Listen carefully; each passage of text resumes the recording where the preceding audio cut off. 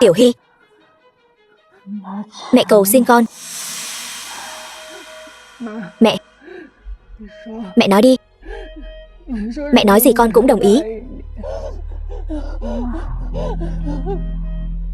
Cả đời này mẹ hận nhất là kẻ thứ ba. Con hãy hứa với mẹ.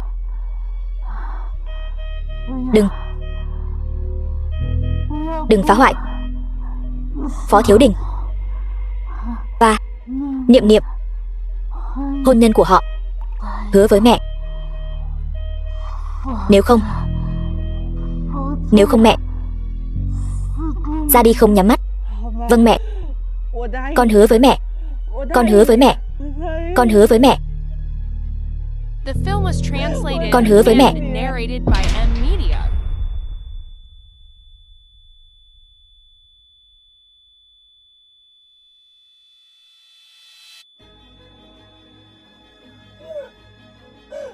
Mẹ. Tiểu Hy, bác gái thế nào rồi? Tiểu Hy, cô vẫn ổn chứ?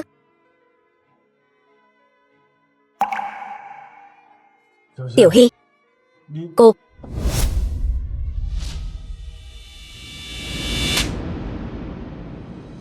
Phó Thiếu Đình, anh rốt cuộc muốn thế nào? Mẹ tôi qua đời rồi.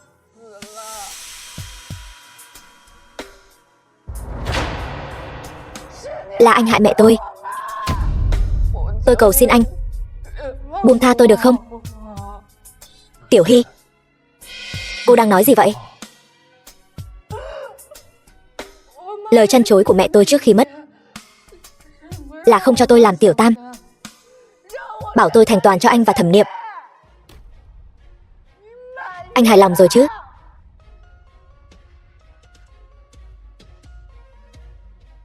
Anh đi đi. Tôi không muốn nhìn thấy anh. Cút đi. Phó Thiếu Đình, anh tốt nhất là cho tôi một lời giải thích hợp lý. Nếu không, tôi sẽ không bỏ qua cho anh đâu. Tôi thề, tôi tuyệt đối không có ý định làm hại bác gái. Tôi nhất định sẽ điều tra rõ ràng, đưa ra một lời giải thích hợp lý.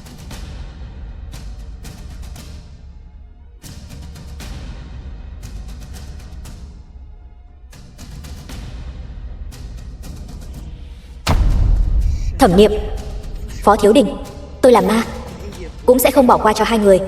Tiểu Hy, bác sĩ, bác sĩ, mau tới đây.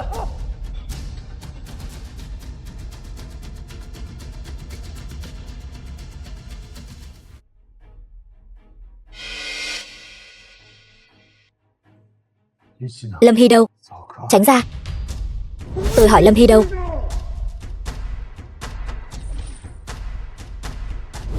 Cô ấy đã mất rồi. Cô ấy bị ung thư. Anh không biết sao? Giấy xét nghiệm. Cả đời này anh cũng không gặp được cô ấy nữa.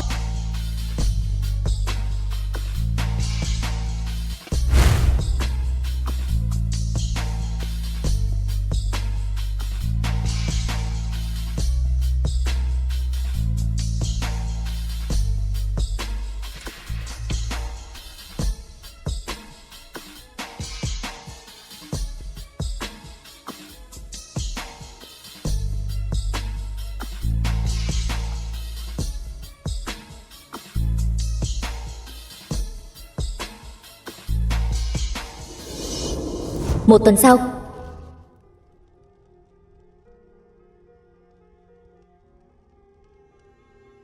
bác gái, xin yên tâm. Tôi nhất định sẽ chăm sóc tốt cho Tiểu Hy.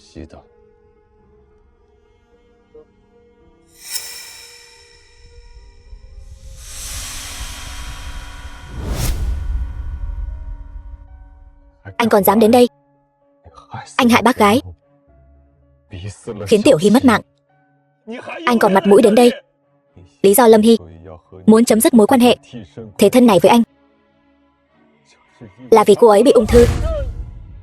Thế mà anh Đến một chút, thời gian yên bình cuối cùng cũng không cho cô ấy. Liên tục làm tổn thương cô ấy. Dù vậy, cô ấy vẫn nói, dù cô ấy rời xa anh, Thẩm Niệm sẽ thay cô ấy chăm sóc anh. Vậy mà anh, trước mặt tất cả mọi người, ép cô ấy đến cùng. Cút đi. Chu tổng, anh bình tĩnh lại đi. Ở đây cũng không hoan nghênh cô. Cô làm bẩn linh đường của Tiểu Hy.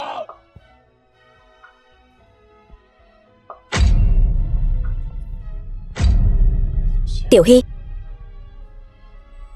xin lỗi. Thiếu Đình, người mất không thể sống lại. Tiểu Hy, anh xin lỗi. Tiểu Hy, anh xin lỗi. Tiểu Hy, anh xin lỗi em. Anh bị đau dạ dày, sao còn uống nhiều rượu vậy? Lần sau, không được như vậy nữa. Phó tổng, hôm nay sắp 12 giờ rồi. Tiền vẫn chưa trả cho tôi. Thẻ hay là chi phiếu?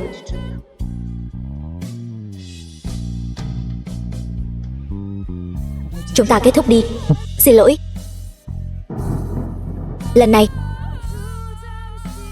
tôi hoàn toàn đánh mất em rồi.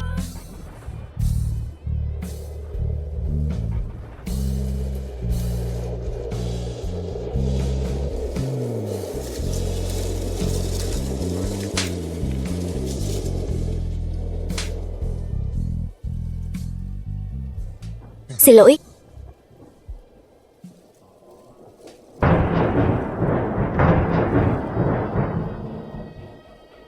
Đây, 5 năm sau, Lâm tiểu thư, cô từ nước ngoài trở về, định hợp tác với công ty nào? Vẫn đang cân nhắc đấy. Nói đi. Nói đi nào. Thẩm Niệm, năm đó người hại ta thân bại danh liệt. Bây giờ ta đã trở lại, thế sẽ đoạt lại tất cả những gì thuộc về ta.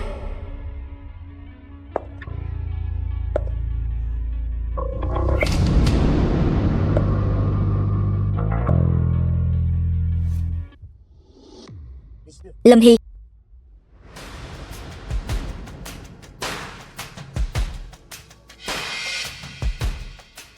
Lâm Hy là cô sao? Cô còn sống đúng không? Xin lỗi, anh nhận nhầm người rồi. Tôi không quen anh. Tôi là Phó Thiếu Đình đây. Sao cô có thể không quen tôi được?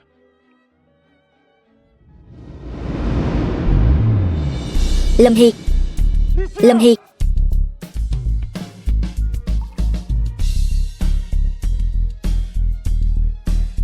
hắn ta chính là người cha đáng ghét, làm mẹ buồn phải không?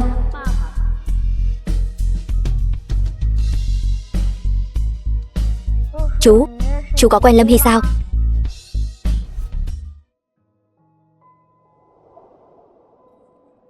Sao cháu biết Lâm Hy? Tôi đã thấy chú trên tivi. Chú nói bản thân có một người vợ rất yêu, tên là Lâm Hy, nhưng cô ấy đã biến mất rồi. Chú, sao chú không đi tìm cô ấy về? Nhạc Nhạc, Nhạc Nhạc, ba đã dặn con không được chạy lung tung rồi mà. Chú Dã, sao anh lại ở đây? Đây là con trai anh. Phải. Nghe nói Phó Thiếu cũng sắp có hỷ sự. Chúc mừng. Chú Dã,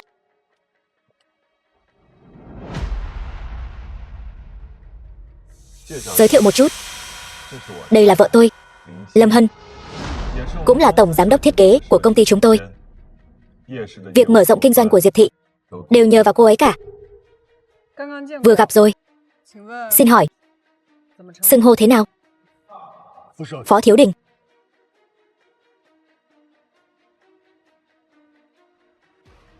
Phó Thiếu, đây là vợ tôi, không phải là người thế thân Lâm Hy bị anh bức tử đó. Xin anh tự trọng.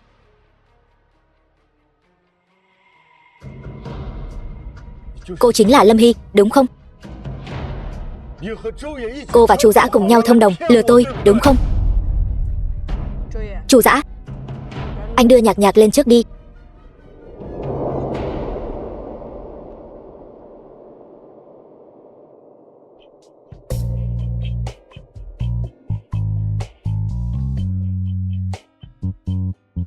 Đây là vợ tôi. Hai người rất giống nhau. Giống thì sao? Tôi không phải cô ta. Tiểu Hy, anh biết em hận anh, nhưng em đừng nói đùa nữa được không? Anh đã tìm em 5 năm rồi. Nhạc Nhạc là con của chúng ta, đúng không? Đúng không? Nghe nói Phó Thiếu sắp liên hôn với Thẩm Thị. Anh làm vậy không sợ vị hôn thê của anh ghen sao? Còn nữa, giả vờ thâm tình với một người đã mất. Thú vui của Phó Thiếu cũng thật khác người.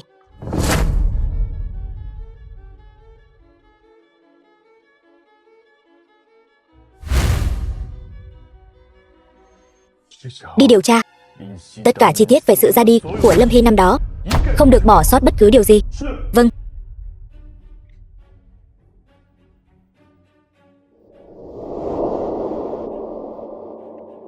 Trên đời này thật sự có hai người giống nhau đến vậy sao?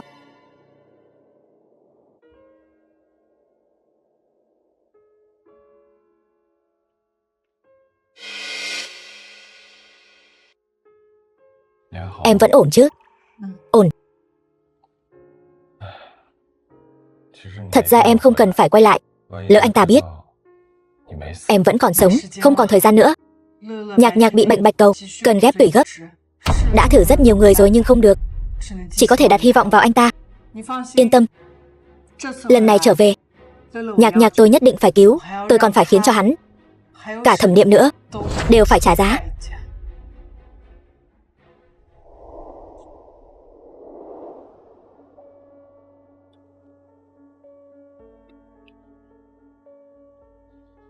Mẹ, con đã về rồi. 4 năm nay con vẫn chưa đến thăm mẹ được. Xin lỗi.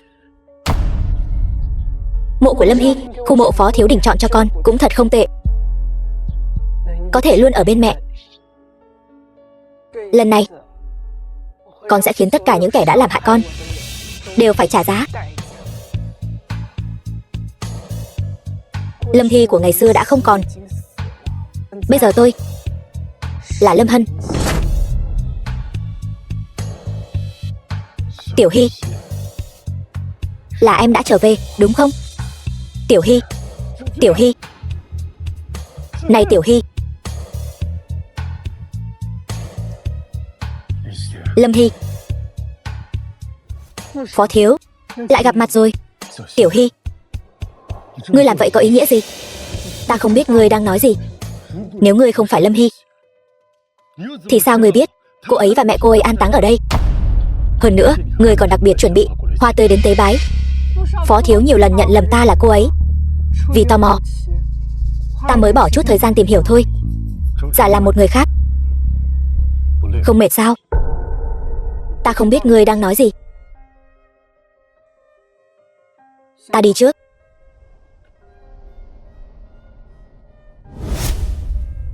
Ngươi muốn đi đâu? Bị ta nói trúng. Chột dạ rồi sao?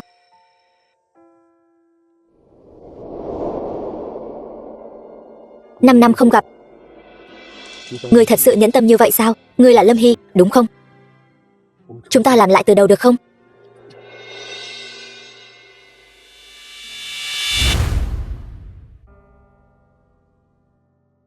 Gan ngươi cũng lớn lắm. Hung hăng như vậy, giống hệt lần đầu chúng ta gặp mặt.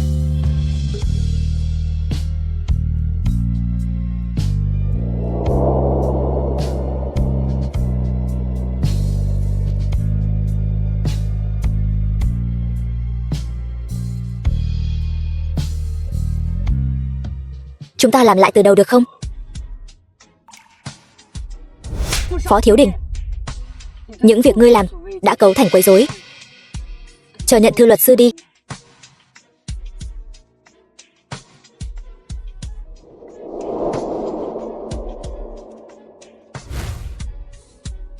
Đã bị kiện rồi, vậy ta sẽ làm cho đủ.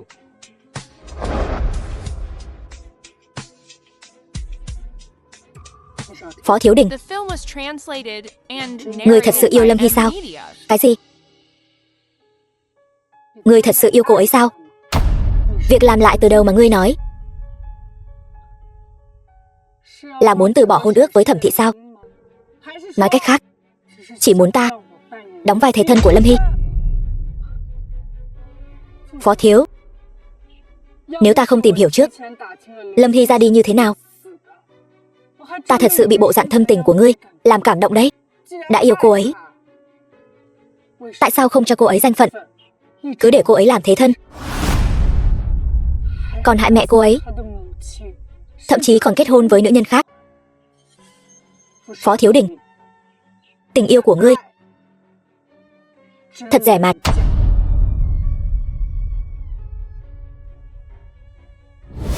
Tiểu Hy xin lỗi. Chuyện của bác gái, ta thật sự rất xin lỗi.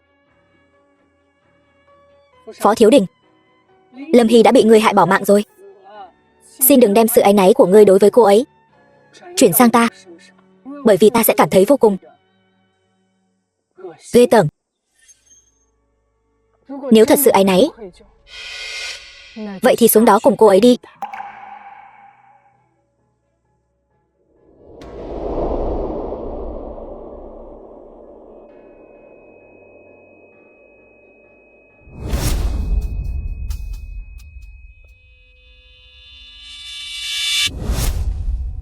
Phó Tổng. Phó Tổng, tỉnh lại đi. Phó Tổng, ngươi sao vậy?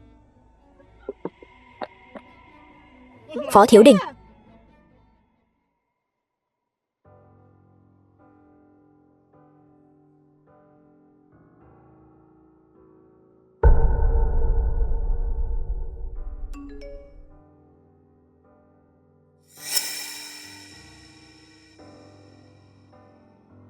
Tiểu Hy, đừng đi. Đừng đi mà, được không? Đừng đi mà, được không? Tiểu Hy, ta rất nhớ ngươi.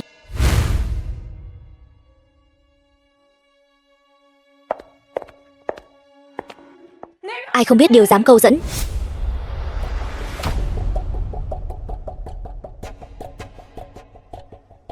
Không phải đã mất rồi sao?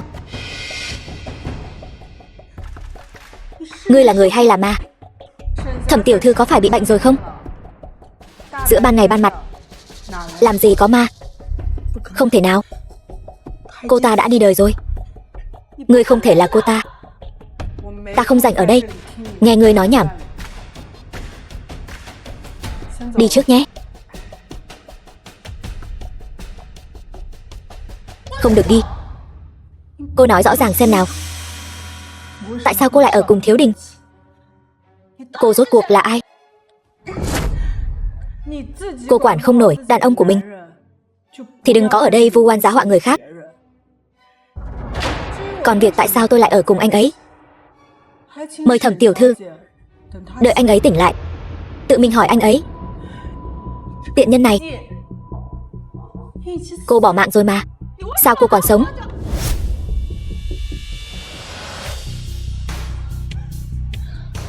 Thẩm tiểu thư, tôi không phải là người có thể để cô tùy tiện bắt nạt đâu. Thế thân, cô dám đánh tôi? Chỉ là một thiên kim Thẩm thị thôi mà. Vợ tôi đánh thì cứ đánh thôi. Chủ Dã, lại là anh. Chủ Thiếu đối với Lâm Hy thật là nhất kiến trung tình. Tìm được một kẻ giả mạo cũng tận tâm bảo vệ như vậy. Lâm Hân là vợ tôi. Thẩm tiểu thư, hãy chú ý lời nói của mình.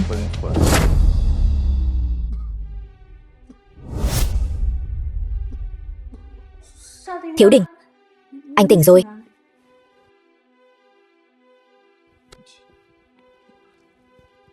Thẩm Niệm, sao cô lại ở đây? Đàn bà này hại anh vào bệnh viện, còn nhắn tin khiêu khích tôi nữa chứ. Tôi, Lâm tiểu thư, cảm ơn cô đã đưa tôi đến bệnh viện. Vợ tôi luôn tốt bụng, gặp mèo hoang chó lạc cũng đều quan tâm. Phó thiếu không cần bận tâm. Chỉ là việc nhỏ thôi. Nhưng mà thiếu gia, vợ ngài lúc nãy cứ luôn miệng gọi ta là tiện nhân. Nếu chuyện này truyền ra ngoài, e rằng sẽ làm mất mặt Phó gia. Thiếu Đình ca, em chỉ là quá lo lắng cho anh thôi. Không làm phiền hai vợ chồng ân ái nữa. Tôi và chồng tôi đi trước đây. Này Lâm tiểu thư.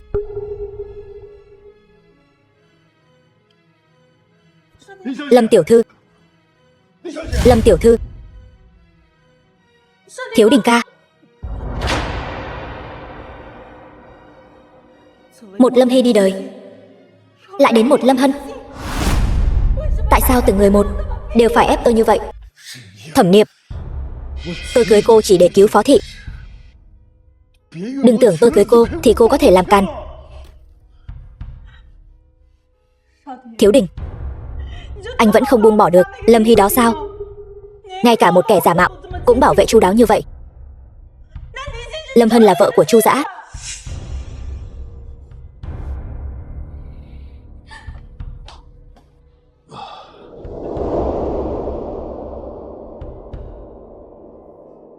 Phó tổng, bước chân dung ngài muốn. Lâm tiểu thư đã qua đời 5 năm rồi.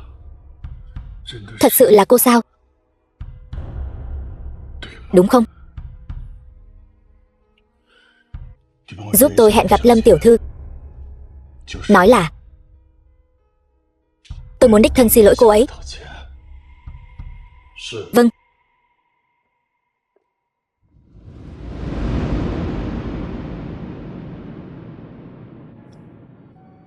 Phó tổng thật khách sáo. Chuyện ở bệnh viện là chuyện nhỏ thôi, vẫn nên bày tỏ chút thành ý. Nếu không, cô lại nói mất mặt Phó gia. Lâm tiểu thư bình thường thích ăn gì? Có kiêng gì không? Không. Tôi nghe nói món tráng miệng đặc trưng của quán này là bánh kem xoài. Cô có muốn thử không? Được đấy, có thể thử xem sao.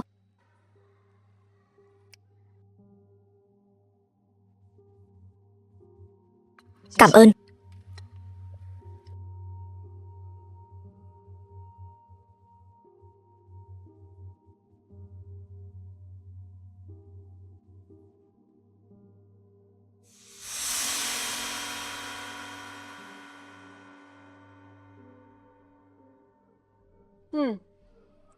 Đúng là ngon thật. Tiểu Hy bị dị ứng xoài. Lẽ nào cô ấy thật sự không phải? Nhưng sao nhạc nhạc lại giống? Ngon vậy sao? Dĩ nhiên. Phó tổng cũng có thể thử xem.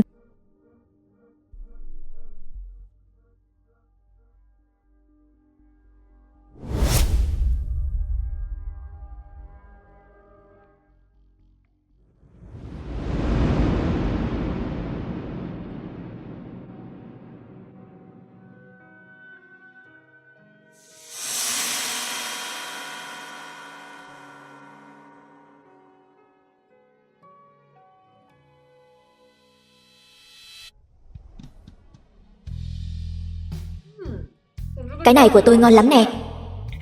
Có muốn nếm thử không?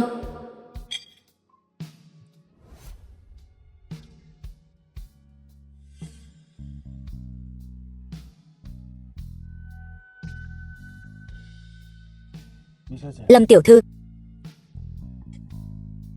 có phải vì những lời tôi vừa nói khiến cô nhớ đến một số chuyện trong quá khứ không?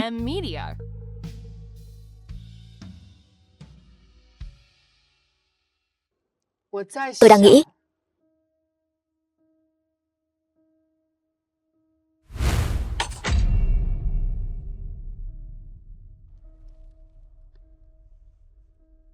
phục vụ, phiền anh lấy giúp tôi thêm một bộ dụng cụ ăn mới.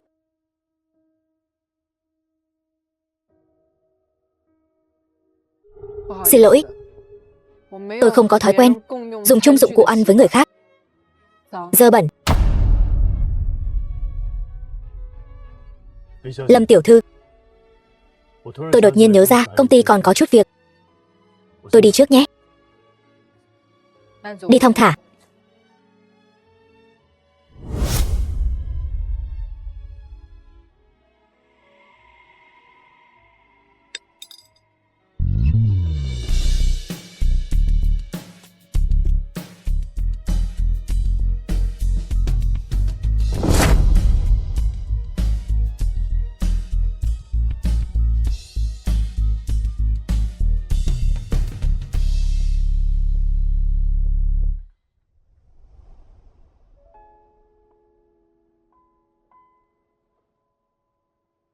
Tiểu Hy,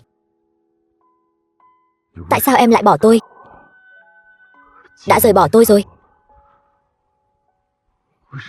Tại sao đột nhiên lại xuất hiện một người giống em như vậy bên cạnh tôi? Lẽ nào đây là sự trừng phạt của ông trời dành cho tôi?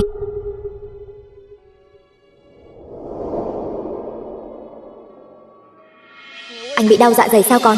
Uống nhiều rượu vậy, lần sau không được như vậy nữa.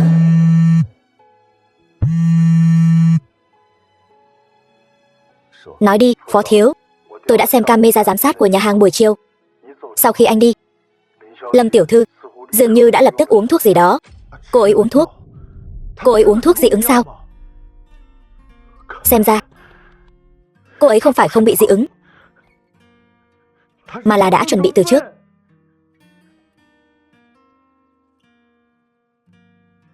Nhạc Nhạc, chú Phó, mẹ con không đến đón con tan học sao? Trường mẫu giáo, hôm nay có bánh xoài. Con bị dị ứng không ăn được, tặng cho chú. Nhạc Nhạc cũng bị dị ứng xoài. Nó là con trai của tôi và Tiểu Hy. Chú Phó tình cờ đi ngang qua, mua đồ chơi cho con có thích không?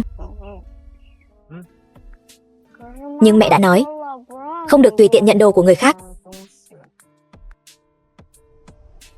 Chú Phó không phải người khác, là bí mật giữa chúng ta, được không?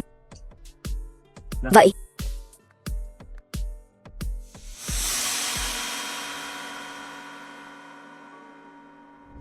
Phó Thiếu Đình,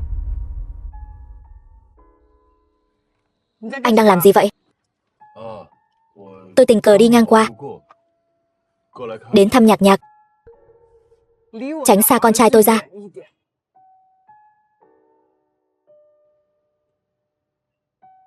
Nhạc Nhạc, món đồ chơi này có phải hắn ta cho con không? Trả lại cho hắn. Không phải chứ, cô làm gì vậy? Nếu cô không muốn tôi gặp con, tôi đi là được. Đừng làm con nít sợ. Nhạc Nhạc, tạm biệt. Tạm biệt.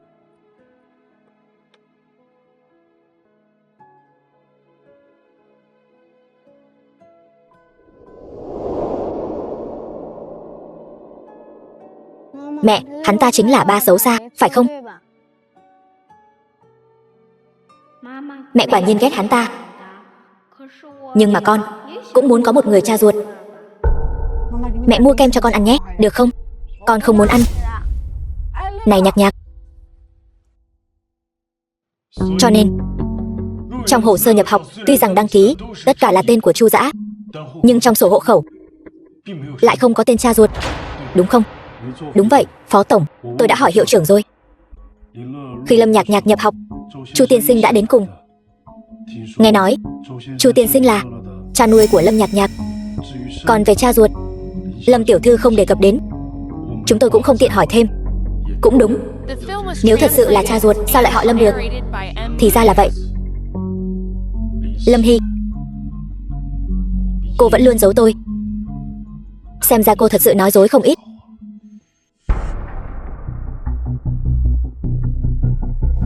Lâm Hy, Chu Dã, chúng ta đi. Lâm Hy, Phó Tổng, phiền anh chú ý chừng mực, đừng quấy rối vợ tôi. Mau tránh ra. Anh căn bản không phải chồng cô ấy. Đăng ký ở nước ngoài đều là giả. Lâm Nhạc Nhạc cũng không phải con của anh. Chu Dã, Anh đi đón Nhạc Nhạc trước đi. Ở đây để tôi xử lý. Không sao, yên tâm đi.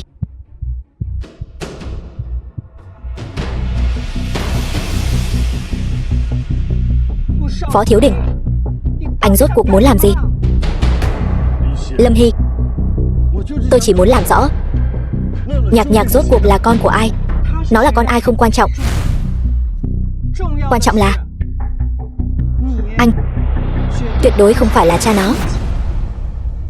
Tiểu Hy, anh biết trước đây anh đã làm rất nhiều chuyện có lỗi với em.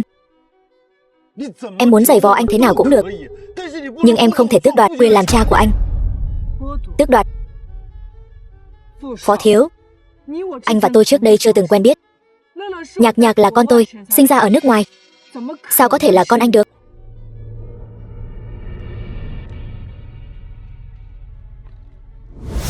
Cái này là tôi nhờ người làm, bức tranh của cô và con tôi.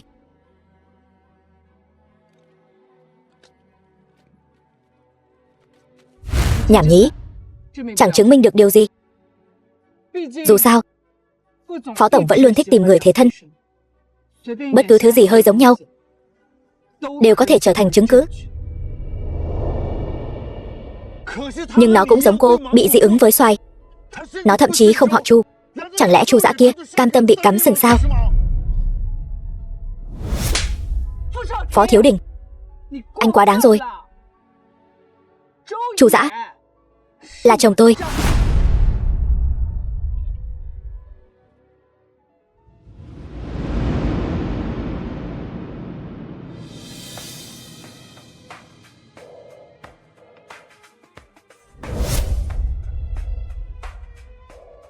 Cô vẫn như trước.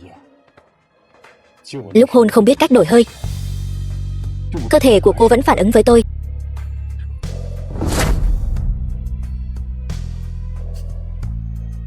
Chú Phó, hai người đang làm gì vậy? Trước mặt con nít, anh muốn làm gì?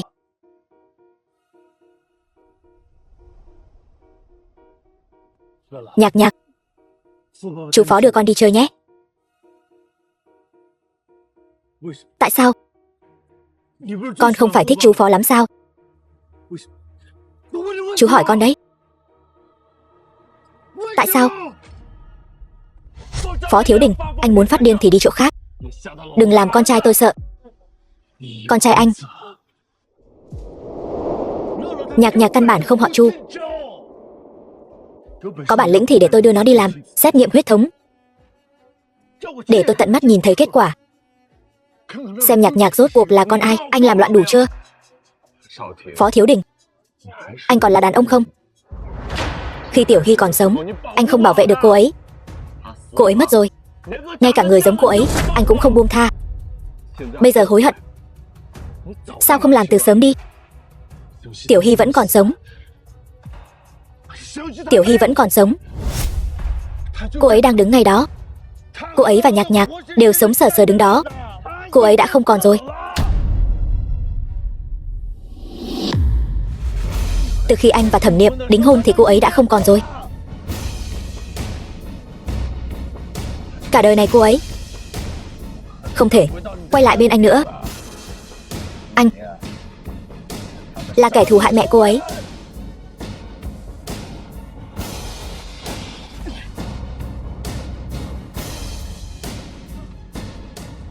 Chu dã, chú Phó đánh ba.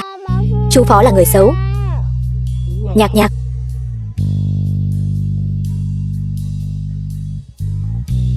Phó Thiếu Đình, ba của Nhạc Nhạc chỉ có Chu dã thôi. Xin anh sau này đừng đến làm phiền cuộc sống của chúng tôi nữa. Chúng ta đi.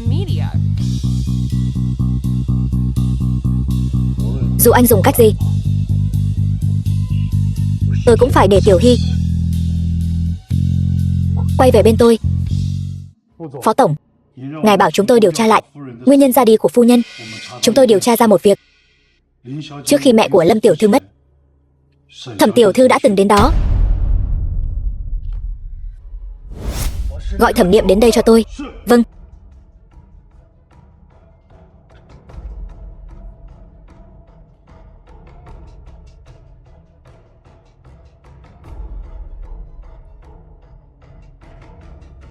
Thiếu Đình, gấp gáp tìm tôi có chuyện gì vậy? Có phải anh nhớ tôi rồi không? Sự ra đi của mẹ Lâm Hy có liên quan đến cô không? Không phải. Không phải tôi.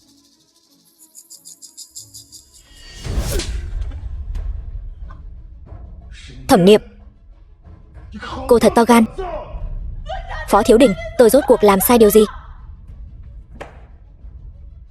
Bây giờ chỉ vì một con hồ ly tinh giống cô ta mà đi điều tra lại nguyên nhân ra đi của mẹ con Lâm Hy,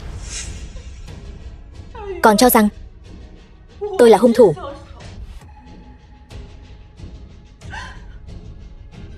Bao nhiêu năm nay tôi đối xử chân thành với anh, anh thật sự không nhìn thấy sao?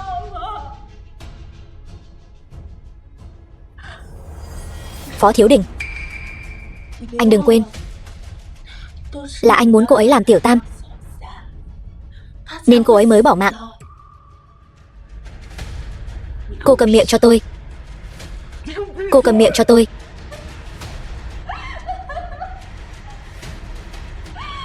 Không muốn nghe tôi cũng phải nói. Chính là anh, chính tay hại Lâm Hy. Là anh tự tay đưa cô ấy xuống địa ngục. Thẩm Niệm, cô đừng quên, tôi và cô chỉ là kết hôn giả, chỉ là liên hôn thương mại. Cả đời này tôi, Phó Thiếu Đình, chỉ có Lâm Hy là người phụ nữ duy nhất. Cút đi. Lâm Hy, là cô ép tôi.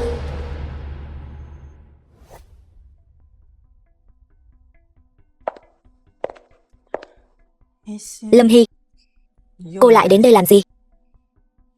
Sao cô không xuống địa ngục đi? Đồ tiện nhân. Nếu không phải tại cô, Thiếu Đình làm sao lại điều tra sự ra đi của mẹ Lâm Hy?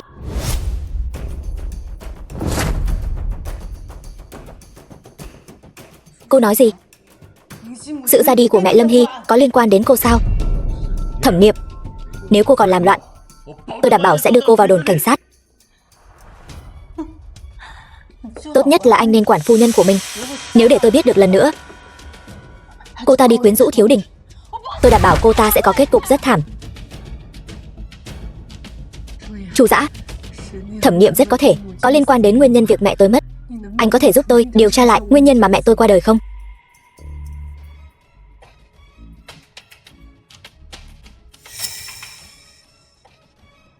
Được, em yên tâm.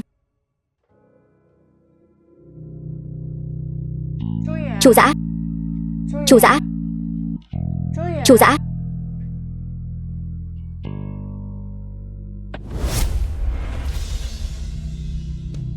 Tiểu Hy, đừng cử động. Để tôi ôm em một lát.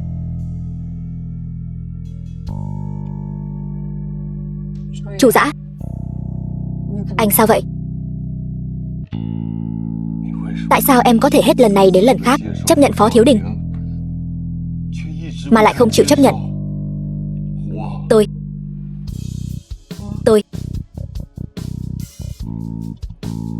Chu Dã, anh say rồi. Xin lỗi, công ty có chút việc khiến tôi hơi bực bội. Uống chút rượu, hơi mất bình tĩnh. Việc công ty tôi cũng có phần. Có chuyện gì? Chúng ta cùng giải quyết.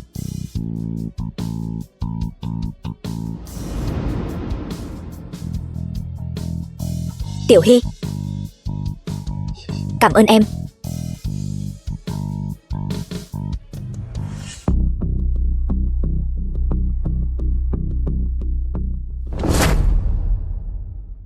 Thẩm tiểu thư, chuyện này nếu bị người khác biết, tôi rất khó xử. Yên tâm, thuốc này sau khi uống 2 tiếng sẽ không còn dấu vết. Ông đưa người đi đi. Chuyện còn lại tôi sẽ tự giải quyết giúp ông. Được.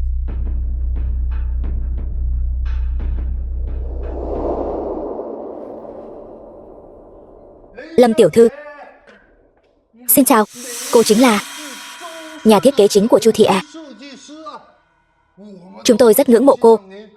Tất cả các thiết kế của cô chúng tôi đều rất thích. Mời cô ngồi. Lưu tổng quá khen rồi. Đây đều là công lao của cả nhóm. Tôi muốn uống với cô một ly. Tôi cạn ly trước.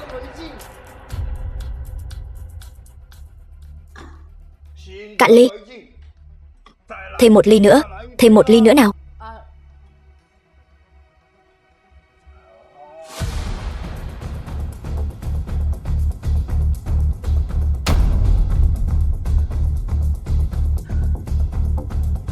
Chuyện là Lưu tổng, tôi thật sự không thể uống thêm nữa.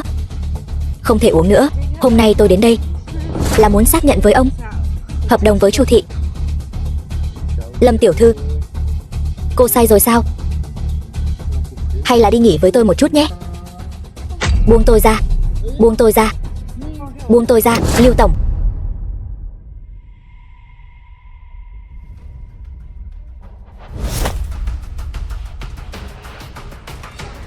Phó tổng, tất cả đều là hiểu lầm. Nói, ai cho ngươi lá gan dám có ý đồ với Lâm tiểu thư? Đều là tôi. Gan to bằng trời. Ta không có kiên nhẫn. Tốt nhất đừng để ta đợi ngươi mở miệng. Là Thẩm Niệm. Thời gian đã trôi qua lâu như vậy rồi. Tên họ Lưu kia chắc thành công rồi. Anh lái xe kiểu gì vậy? Chu Dã. Sao lại là anh? Tiểu Hy đâu rồi? Cô ta không phải đang bàn chuyện làm ăn với Lưu lão bản sao? Anh quên rồi sao? Lưu lão bản chuốc say cô ấy. Anh đưa cô ấy đi, rồi gạo nấu thành cơm. Đừng để ta biết ngươi làm gì bất lợi cho cô ấy. Ta sẽ tính sổ cả hôm nay luôn đấy.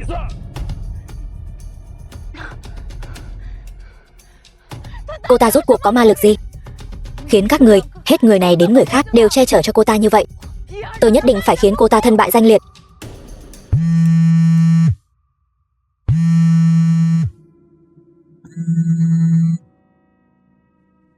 Phó tổng, chúng tôi đã cho Lâm tiểu thư làm đối chiếu vân tay. Cô ấy chính là Lâm Hy tiểu thư.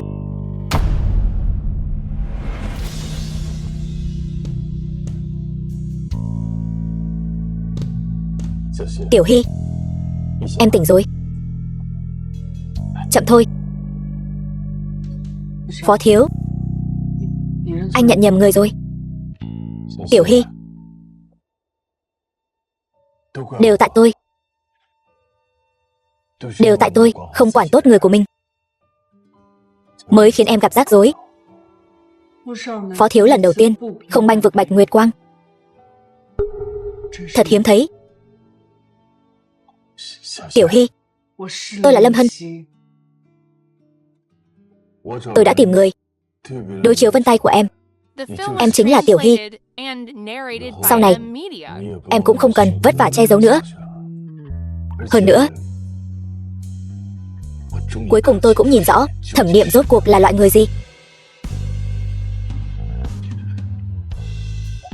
Tôi đã suy nghĩ cả đêm. Trước đây có lẽ tôi đã làm tổn thương em quá nhiều. Về sau em cứ dùng lại tên thật đi, được không?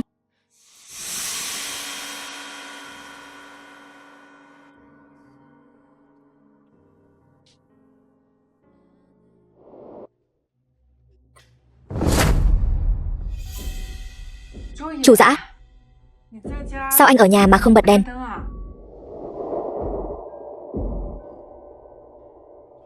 Anh ta biết thân phận của em rồi. Em định quay lại với anh ta sao? Chu Dã, anh đang điều tra hành tung của tôi sao? Bạn gái tôi cùng người yêu cũ tình tứ ở bệnh viện, tôi còn không được biết sao? Chu Dã, những năm qua tôi rất biết ơn cậu. Biết ơn tôi nhưng vẫn không quên được Phó Thiếu Đình sao? Ba Chu. Nhạc Nhạc. Cái đó. Mẹ, có chút việc muốn bàn với ba Chu. Con về phòng trước được không? Ngoan lắm.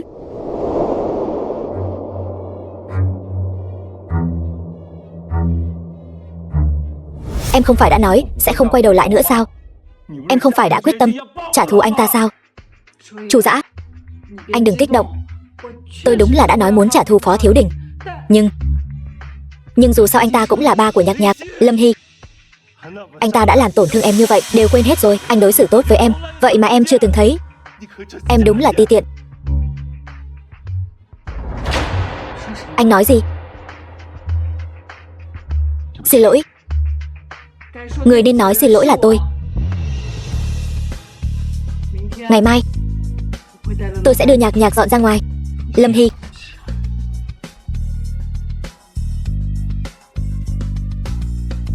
Ba Chu, hai người cãi nhau sao? Không sao đâu. Mẹ con sẽ không rời xa ba đâu. Ba đi pha sữa cho con nhé.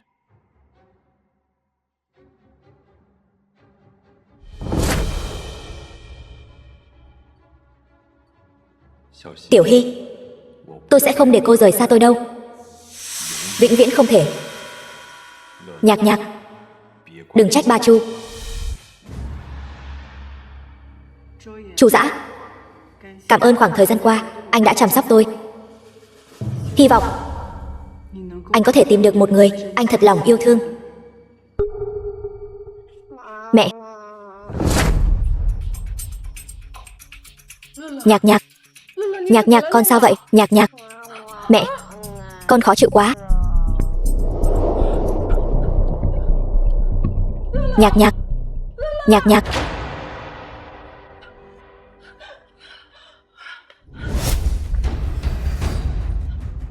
Alo, Phó Thiếu Đình. Nhạc Nhạc ngất xỉu rồi. Tôi đang đưa con đến bệnh viện. Anh mau đến đây. Nhạc Nhạc. Nhạc Nhạc cố lên, đừng ngủ. Nhanh lên. Mẹ ở đây. Mẹ ở đây.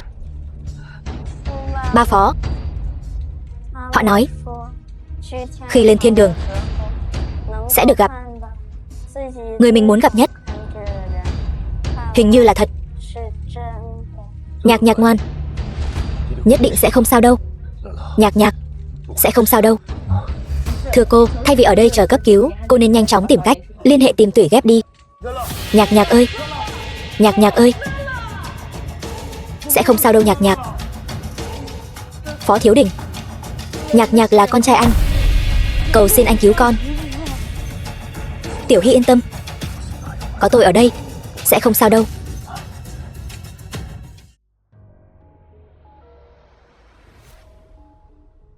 Chu tổng, Phó Thiếu Đình sẽ làm xét nghiệm tủy với Lâm Nhạc Nhạc. Phải làm thế nào? Trong lòng anh rõ. Xin Chu tổng yên tâm, mọi việc đều theo đúng chỉ thị của Chu tổng. Còn nữa, tình trạng của Lâm Nhạc Nhạc lần này trở nặng rất đột ngột. Có cần kiểm tra thêm nguyên nhân không? Không cần. Bệnh của nó trở nặng là chuyện sớm muộn. Vâng.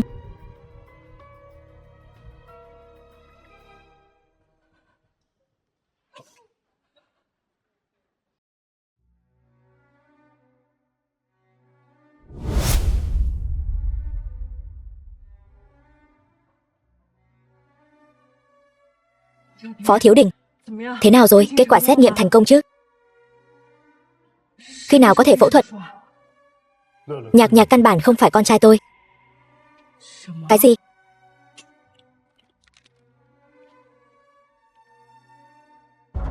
Kết quả xét nghiệm không thể nào. Nhạc Nhạc rõ ràng là con của anh mà. Tiểu Hy, tại sao cô lại lừa tôi? Tại sao lại cho tôi hy vọng, rồi lại khiến tôi thất vọng? Cô đang đùa giỡn tôi sao? Tôi không có. Phó Thiếu Đình, kết quả xét nghiệm này nhất định có vấn đề. Nếu không phải tình trạng của Nhạc Nhạc nguy cấp, tôi cũng sẽ không đến tìm anh.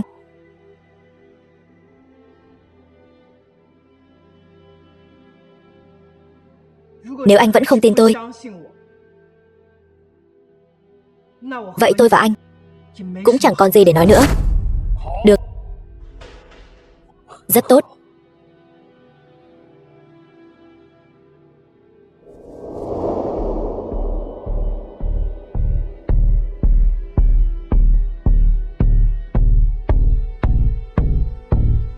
Tiểu Hy, sao Nhạc Nhạc lại đột nhiên chuyển biến xấu? Nó vẫn ổn chứ? Chu Dã, đã xảy ra chuyện gì vậy? Tôi về nhà thấy hành lý của em, cứ tưởng em đã đưa Nhạc Nhạc đi rồi.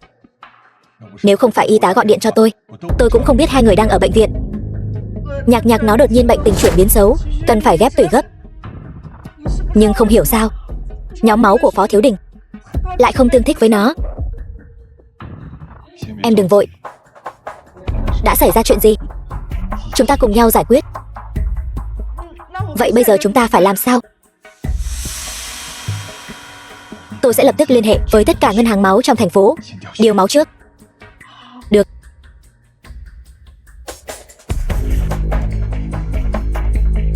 Cái gì? Sao vậy? Tôi vừa nhận được tin, tất cả ngân hàng máu trong thành phố đều bị phong tỏa rồi. Sao lại thế này? Tôi nghĩ người có thể làm được chuyện này chỉ có Phó Thiếu Đình thôi.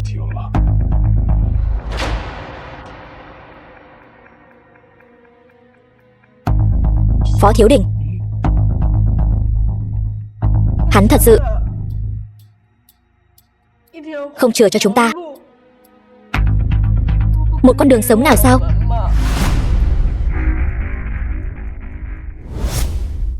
Sao Nhạc Nhạc lại không phải là con trai của tôi? Phó Thiếu Đình, tờ báo cáo này nhất định có vấn đề. Nếu không phải tình hình của Nhạc Nhạc nguy cấp, tôi cũng sẽ không đến tìm anh.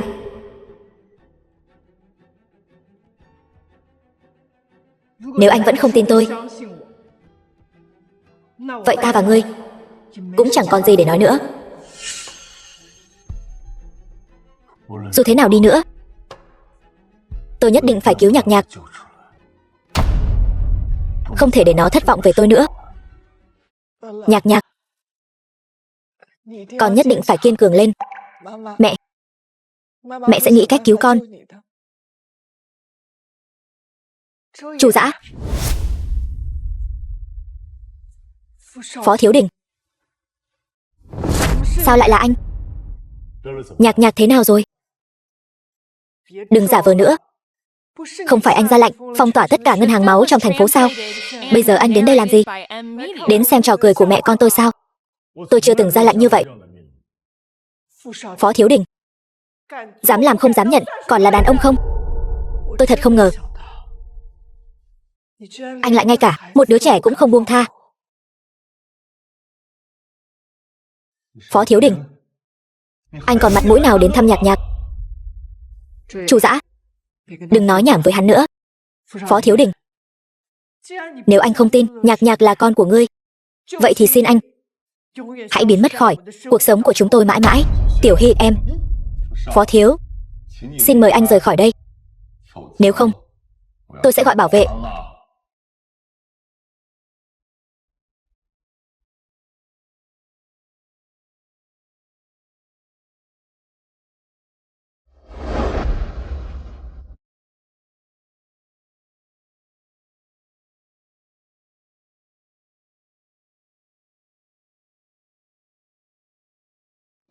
Đừng sợ, có tôi ở đây, mọi chuyện rồi sẽ ổn thôi.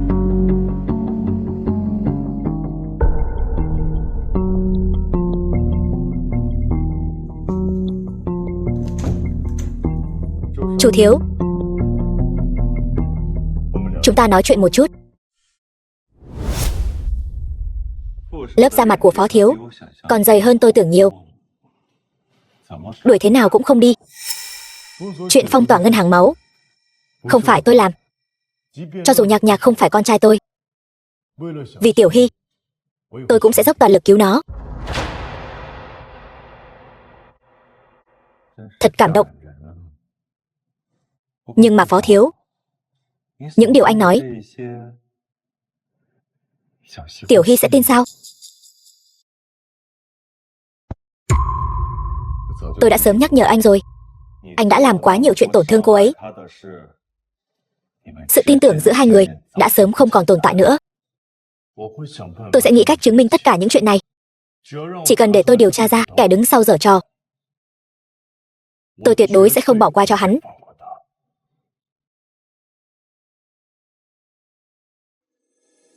Vậy thì tôi chúc Phó Thiếu thành công.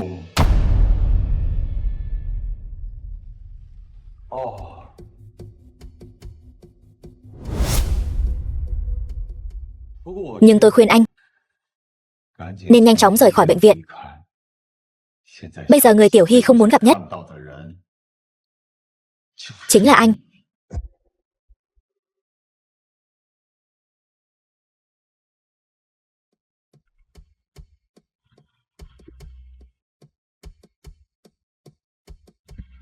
Tôi lại quên mất, Chu Thị mới là kẻ có khả năng nhất giở trò trong bệnh viện.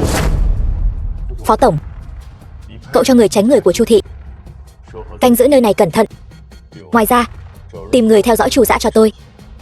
Có bất kỳ động tĩnh gì, báo cho tôi ngay lập tức. Vâng.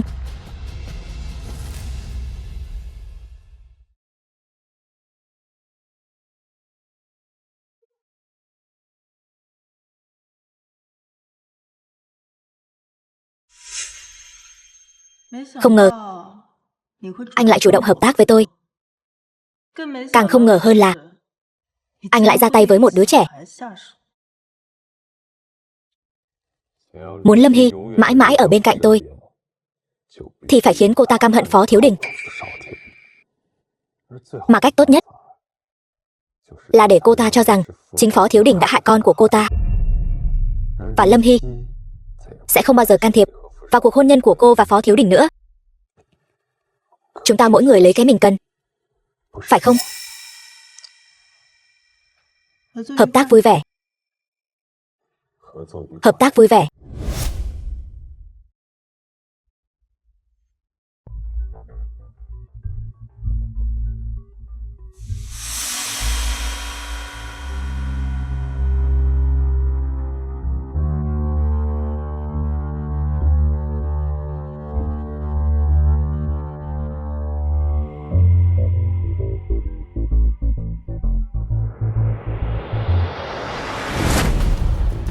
Ai?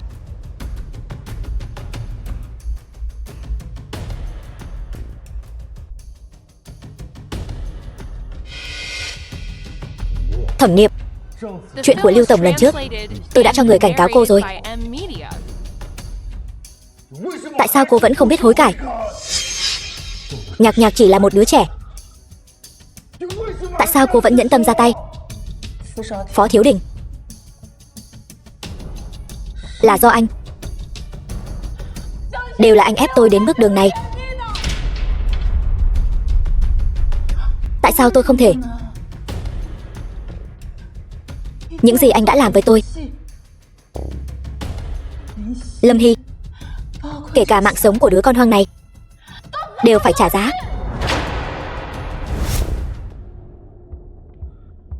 Thẩm Niệm, tội sát hại người bất thành, báo cảnh sát. Ngoài ra, những bằng chứng cô ta kích động bác gái cũng nộp lên hết. Không, Phó Thiếu Đình, anh không thể đối xử với tôi như vậy. Đưa đi. Anh không thể đối xử với tôi như vậy.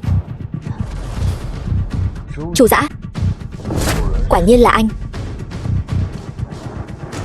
Xem ra báo cáo xét nghiệm của Nhạc Nhạc cũng là do anh giở trò.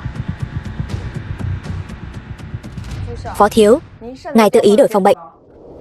Lâm tiểu thư bên kia đang ở văn phòng bệnh viện, nổi giận với chúng tôi. Ngài xem ngài có muốn đến gặp cô ấy, giải thích một chút. Tôi đi ngay bây giờ. Tôi làm vậy vì sự an toàn của Nhạc Nhạc. An toàn? Phó Thiếu Đình, Anh nghĩ tôi sẽ tin anh sao? Tránh ra. Lâm Hy. Tối nay Thẩm Niệm muốn ra tay với Nhạc Nhạc. Nếu tôi không kịp thời đổi phòng thì Nhạc Nhạc đã mất mạng rồi. Thẩm Niệm, cô ta làm sao có thể vào được đây? Chu Dã đã nói với tôi, ở đây toàn là người của anh ta, tuyệt đối sẽ không để cô ta vào. Bởi vì tất cả chuyện này đều là do Chu Dã mà ra. Tất cả đều do anh ta sắp đặt. Người của tôi đã nhận ra điều này, cho nên mới tự ý sắp xếp đổi phòng cho hai người. Cái gì? Thẩm Niệm thất bại rồi. Thật là đồ vô dụng. Xem ra không cần diễn nữa rồi.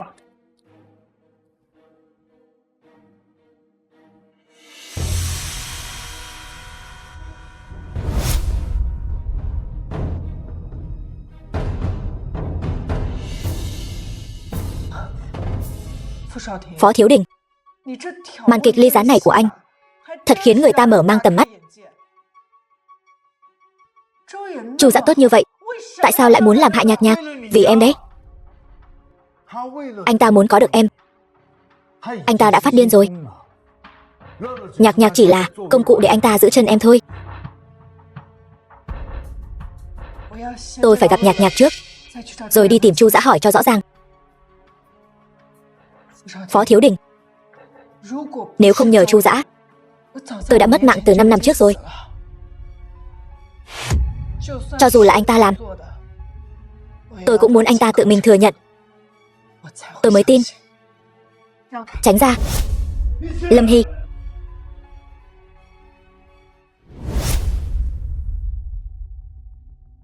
Nhạc Nhạc đâu? Nhạc Nhạc đi đâu rồi? Phó Thiếu Đình, không phải anh nói anh phái người canh chừng Nhạc Nhạc nhất định sẽ không có vấn đề gì sao? Nói cho tôi biết, con trai tôi đâu? Em đừng vội. Nhạc Nhạc có thể là được bác sĩ đưa đi kiểm tra sức khỏe rồi. Phó Thiếu Đình, đừng diễn nữa.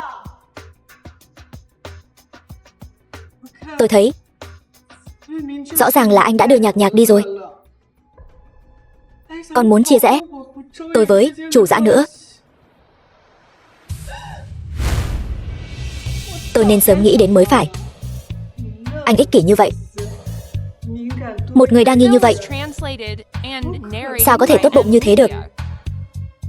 Rõ ràng biết Nhạc Nhạc không phải con trai anh, mà còn muốn cứu nó. Nói, anh giấu Nhạc Nhạc ở đâu? Lâm Hy, em bình tĩnh một chút được không? Em nghe tôi giải thích được không? Đừng lại gần, tôi không muốn nghe anh ngụy biện nữa.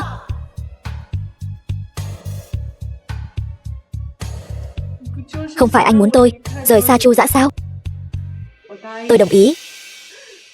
Anh nói gì tôi cũng đồng ý. Tôi cầu xin anh. Tôi cầu xin anh. Tôi cầu xin anh. Tha cho Nhạc Nhạc được không? Tôi cầu xin anh. Lâm Hy, em có thể tin tôi thêm một lần nữa được không? Phó Thiếu Đình, anh bảo tôi làm sao tin anh được? Anh đã làm nhiều chuyện tổn thương tôi như vậy. Phó Tổng, bắt được bác sĩ kiểm tra cho Nhạc Nhạc thiếu gia rồi. Đưa vào đây. Lâm tiểu thư. Bác sĩ Hạ, sao anh lại ở đây? Lâm tiểu thư, Thẩm Niệm khai ra kẻ chủ mưu là Chu Dã. Phó Tổng nghĩ rằng Chu Dã sẽ không tự mình ra mặt. Bệnh viện chắc chắn hắn còn có đồng bọn. Tôi đã cho người xem bệnh án của Nhạc Nhạc. Tình trạng của nó vẫn luôn rất ổn định, đột nhiên chuyển biến xấu như vậy, bác sĩ riêng của tôi cũng cảm thấy rất kỳ lạ. Vì vậy tôi nghi ngờ có người giở trò. Mấy chỉ số này theo lý mà nói trong thời gian ngắn sẽ không tăng vọt nhiều như vậy. Trừ khi sao? Có người cho nó ăn thứ không nên ăn. Nhà của Chu Dã tôi cũng đã đến rồi. được dọn dẹp rất sạch sẽ. Nhưng tôi ở trong đống rác phát hiện ra một cái cốc. Trên cái cốc này xét nghiệm ra có độc dược.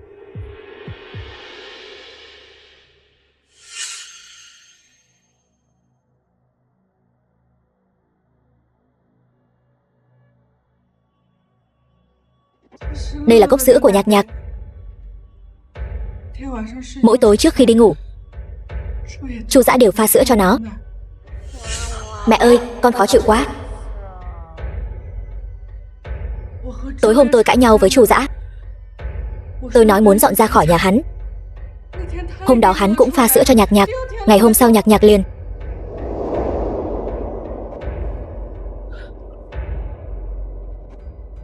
Chẳng lẽ thật sự là Chu Dã?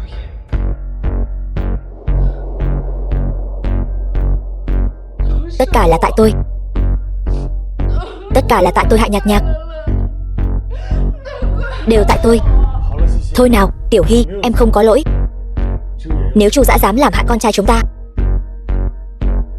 tôi nhất định sẽ không tha cho hắn. Nhưng có một điều, Nhạc Nhạc thiếu gia rõ ràng là bị trúng độc, nhưng báo cáo lại hiển thị mọi thứ bình thường. Cho thiếu gia làm kiểm tra, và cho phó tổng làm giám định quan hệ cha con. Đều là hắn. Phó thiếu, Lâm tiểu thư, tôi cũng chỉ là làm theo lệnh. Tôi đáng tội. Phó thiếu, xin hãy tha cho tôi. Con trai tôi và Chu Dã đâu? Tôi không biết. Tôi chỉ là người chạy việc vặt. Tôi không tham gia vào vụ bắt cóc. Tôi biết sai rồi. Biết sai sao?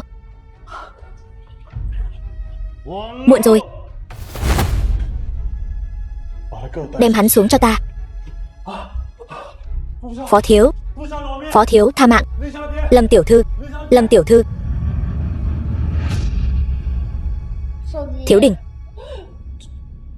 Nhạc Nhạc. Nó nhất định là bị Chu Dã bắt đi rồi. Chu Dã, hắn có làm hại Nhạc Nhạc không? Lâm Hy, em yên tâm đi. Anh nhất định sẽ đưa Nhạc Nhạc về an toàn. Nhạc Nhạc. Nhạc Nhạc. Nhạc Nhạc. Nhạc Nhạc. Nhạc Nhạc. Nhạc Nhạc. Nhạc Nhạc. Nhạc Nhạc. Tìm được chưa?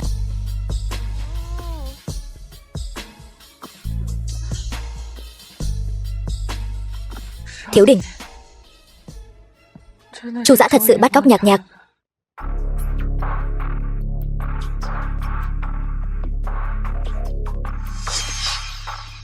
Chu Dã, có chuyện gì cứ nhắm vào tôi.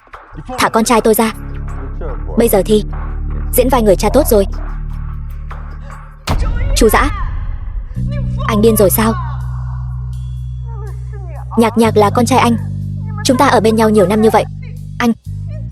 Sao anh có thể làm hại nó như vậy? Phải, tôi bị cô làm cho phát điên rồi. Tại sao Phó Thiếu Đình nói vài câu ngon ngọt nhận lỗi, các người đều muốn rời bỏ tôi? Chu Dã, là tôi có lỗi với anh. Anh có chuyện gì cứ nhắm vào tôi. Tôi cầu xin anh thả Nhạc Nhạc ra được không? Thả nó ra cũng được. Tôi ở nhà kho phía sau bệnh viện. Chu Dã, tôi ở đây. Anh đâu? Tôi biết cô sẽ đến. Phó Thiếu Đình đâu? Không phải anh bảo tôi một mình đến sao? Nhạc Nhạc ở trong tay anh. Tôi đương nhiên nghe lời anh. Coi như cô thông minh. Nhạc Nhạc đâu?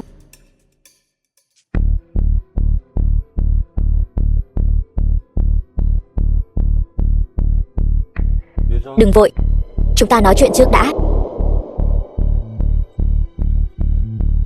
Chu Dã, tại sao anh lại trở nên như thế này? Tất cả những chuyện này chẳng lẽ không phải đều tại cô sao? Từ khi cô cầu xin tôi đưa cô rời đi sang nước ngoài, cô nên chịu trách nhiệm với tôi.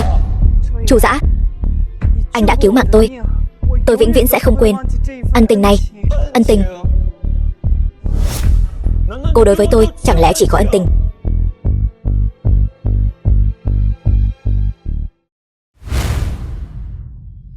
Tại sao? Tiểu Hy, cô đã nói rồi mà. Tôi là bạn trai của cô.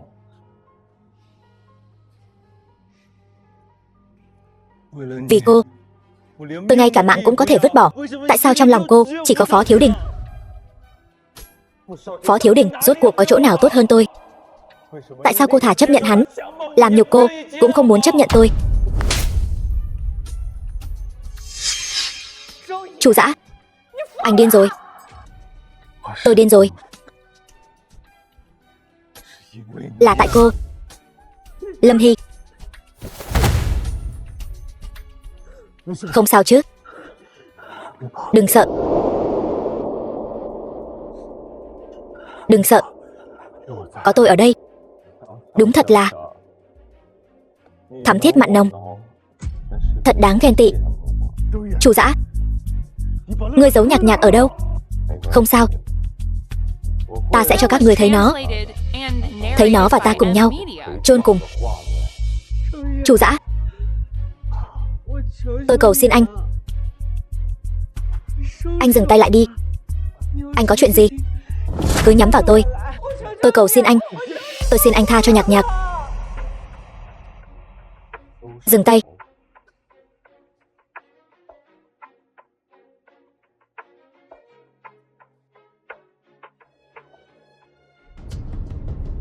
Quỳ xuống cầu xin ta. Cầu xin ta tha cho con trai ngươi. Được. Ta đồng ý.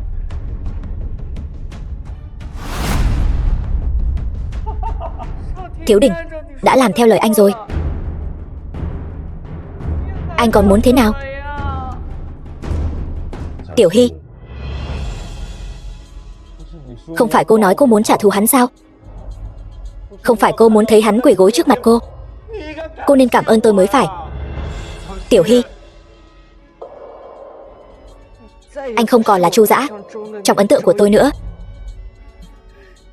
Anh làm như vậy chỉ khiến tôi càng hận anh hơn. Còn hơn là quên tôi. Tiểu Hy,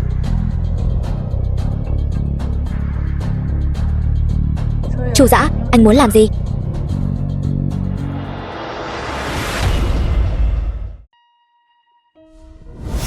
Hai vị là người nhà của bệnh nhân phải không, bác sĩ? Con trai tôi sao rồi? Bệnh nhân mất máu quá nhiều. Hơn nữa tình hình cũng rất nguy kịch. Cần phải tiến hành ngay ca phẫu thuật ghép tủy. Xin hỏi, anh là cha của đứa bé phải không, bác sĩ? Tôi là cha của đứa bé. Tôi đã làm xét nghiệm rồi, phù hợp để tôi làm.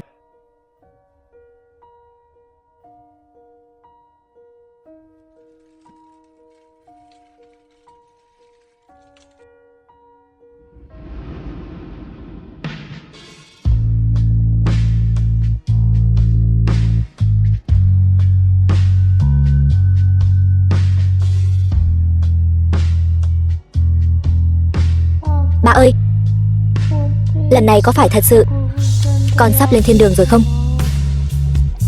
Sao lại thấy ba nữa rồi? Nhạc Nhạc ngoan nào. Nhạc Nhạc nhất định phải cố gắng sống tiếp. Mẹ vẫn đang ở ngoài chờ Nhạc Nhạc đấy. Ba sẽ luôn ở bên cạnh con.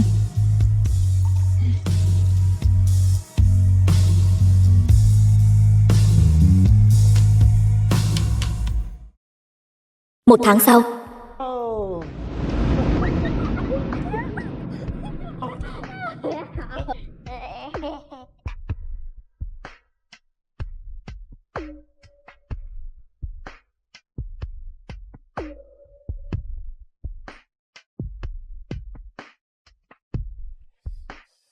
Tiểu Hy, em có thể cho anh thêm một cơ hội nữa không? Anh muốn bắt đầu lại với em. Phó Thiếu Đình, kỳ thực chúng ta đã không. Ba Phó, con muốn đi dạo trung tâm thương mại. Ba có thể đưa con và mẹ đi cùng được không? Được thôi, ba đưa hai mẹ con đi. Chúng ta đi ăn ngon nhé. Nhạc Nhạc, con xuống tự đi. Ba Phó của con vừa mới phẫu thuật xong, Không thể cứ bế con mãi được. Ngoan nhé. Không sao đâu. Chỉ cần được ở bên cạnh hai mẹ con, vết thương của ta sẽ nhanh chóng khỏi thôi. Khéo miệng. Mau thả nó xuống. Lại đây.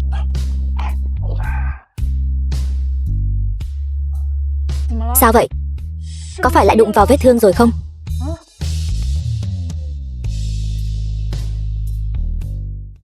Em sẽ quan tâm anh mà. Tự anh chịu đau đi.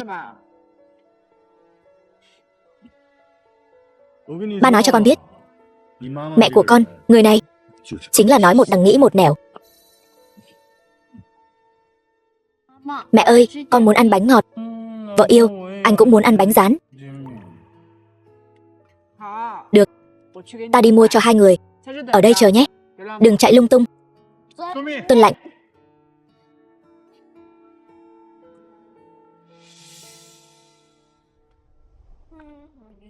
Lại đây. Nào, ngồi đi. Ba Phó, ba rốt cuộc còn có thể theo đuổi lại mẹ được không? Nhóc con này, con lại không tin tưởng ba Phó của con như vậy sao? Nếu như ngay từ đầu đã như vậy thì tốt biết mấy.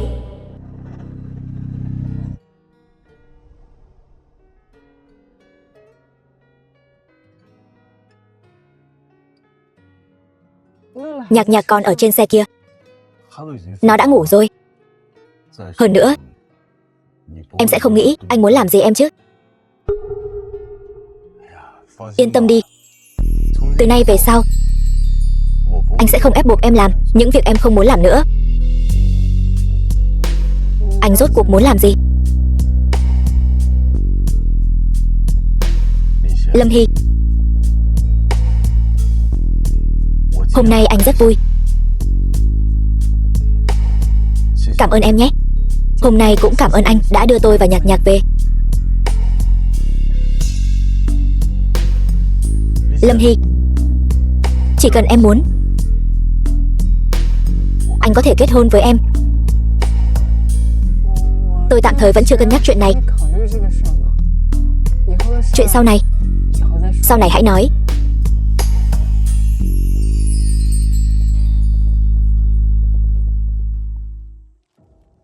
Mẹ, bà Chu đâu rồi?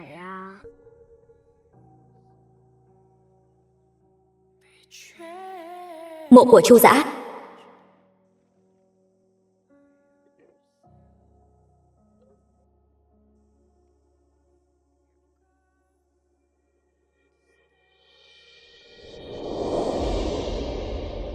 Sao hai mẹ con lại tự đến đây?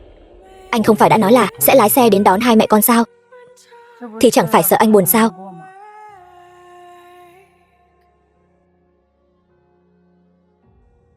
Hắn có một câu nói rất đúng.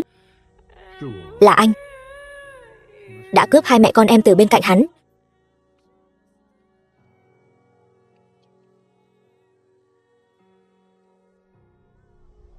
Xét về tình về lý, anh phải cảm ơn hắn vì đã chăm sóc hai mẹ con em suốt 5 năm.